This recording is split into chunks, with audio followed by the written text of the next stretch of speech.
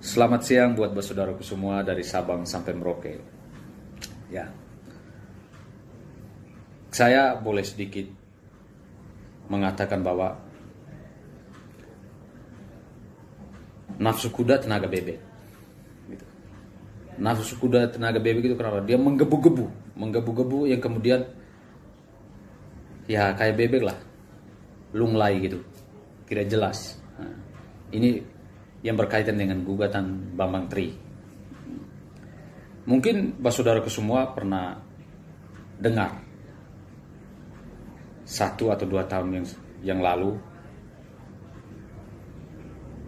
kisah seorang ibu yang getol sekali di TV, bagaimana menyerang presiden begini begitu, yang mengatakan bahwa dia sebagai aktivis, yang kemudian karena kegagalan dalam operasi plastiknya, atau mungkin memang sudah ada upaya skenario yang membuat supaya biar publik itu yakin, maka mengatakan bahwa dia dianiaya, yang hasil akhirnya dia meminta maaf kepada publik bahwa dia telah berbohong. Kasus ini bahkan semua elit politik termasuk Bapak Prabowo Subianto percaya, yang kemudian secara gentleman beliau meminta maaf telah keliru mempercaya orang tanpa cross check di lapangan. Hari ini kita disuguhkan dengan persoalan ijazah palsu. Tentu bahwa saudaraku semua tahu, dari dulu sampai hari ini kita bisa melihat contoh skenarionya Ratna Sarumpait, siapa-siapa di situ. Dari dulu orang-orang yang sama, yang kemudian hari ini dengan gugatan ijazah palsu masih juga orang-orang yang sama gitu. Ada apa dan tujuan apa? Yang tentunya saya sudah bilang di video-video awal, ini ada dalang di balik semua ini. Nah, kembali menjadi tugas penyidik karena kebetulan si Bambang Tri ini sudah ditahan dan ditetapkan sebagai tersangka. Saya yakin dia akan berbicara karena hari ini Bambang Tri berjalan sendiri. Semua sudah cuci tangan, apalagi dengan telah dicabut gugatan PMH di Jakarta Pusat, Pengadilan Negeri Jakarta Pusat. Apa mau dibela lagi haknya Bambang Tri? Yang selama ini kan itu yang tujuan bagaimana mereka melakukan tuduhan yang keji supaya Jokowi lengser. Tapi semua itu tidak terbukti. Yang orang bilang sudah semangat perang ini, sudah masuk di pintu gerbang orang, bahkan sudah di dalam. Yang kemudian dia lihat di dalam bahwa wah kita tidak bisa nih, gitu. Sama analogi gitu. Wah kita tidak bisa nih, di dalam ini punya pasukan yang luar biasa, yang punya alat-alat perang yang mungkin sedikit saja dia hajar habis kita. Dari sebelah lawannya yang tidak angkat bendera putih, tapi mereka sendiri yang mengangkat bendera putih, pulang. Itu belum berperang, sudah masuk di orang punya daerah kekuasaan, yang kemudian mereka lihat di dalam bahwa sudah punya persiapan yang sangat luar biasa, mundur secara terhormat. Nah, yang kemudian mereka mengalibi, membenarkan sebuah peristiwa itu bahwa wah ini karena data-datanya tidak ada, wah karena saksinya yang bisa dia percaya cuma Bambang Tri. Coba bayangkan kalau dia cuma percaya cuma Bambang Tri, bagaimana dia percaya seorang hakim ketika hakim menanyakan saksi. Itu pernyataannya kuasa hukum. Kami saja sebagai kuasa hukum dia tidak percaya, dia percaya cuma Bambang Tri gitu.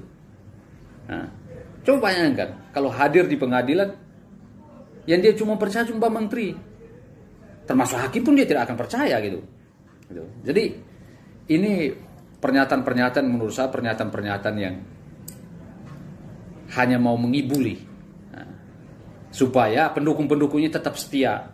Tapi yang menjadi lucunya pendukung-pendukung ini kok tidak lihat kasus demi kasus. Prank-prank yang mereka bikin dari tahun kemarin sampai hari ini. Ini ngepranknya bukan ngeprank masyarakat ini, tapi ngeprank pendukung-pendukung mereka sendiri. Orang ya seperti saya bilang tadi, nafsu kuda, tenaga bebek, gitu. Udah semangat ngebu.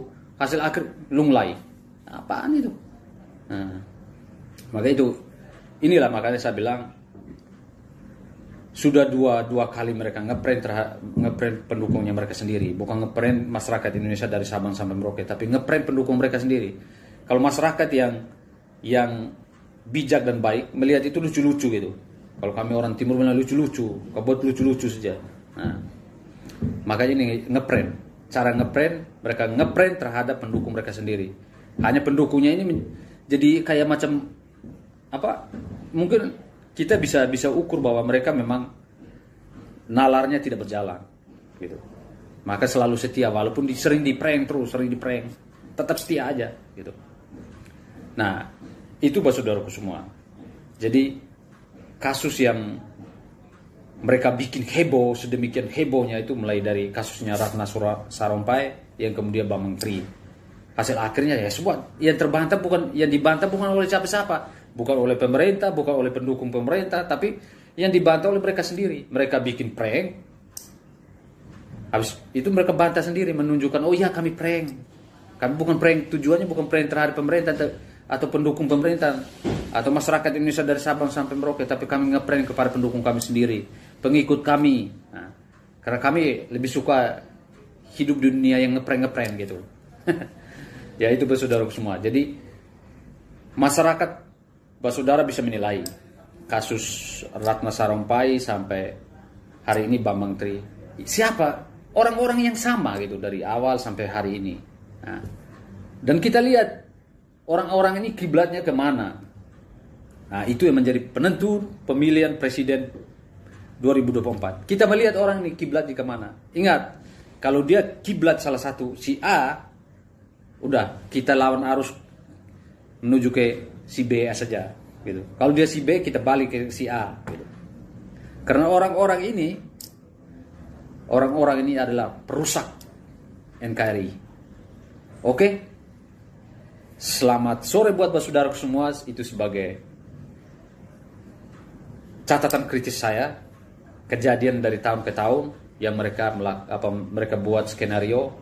Nah, tujuan itu adalah untuk ngeprank pendukungnya sendiri.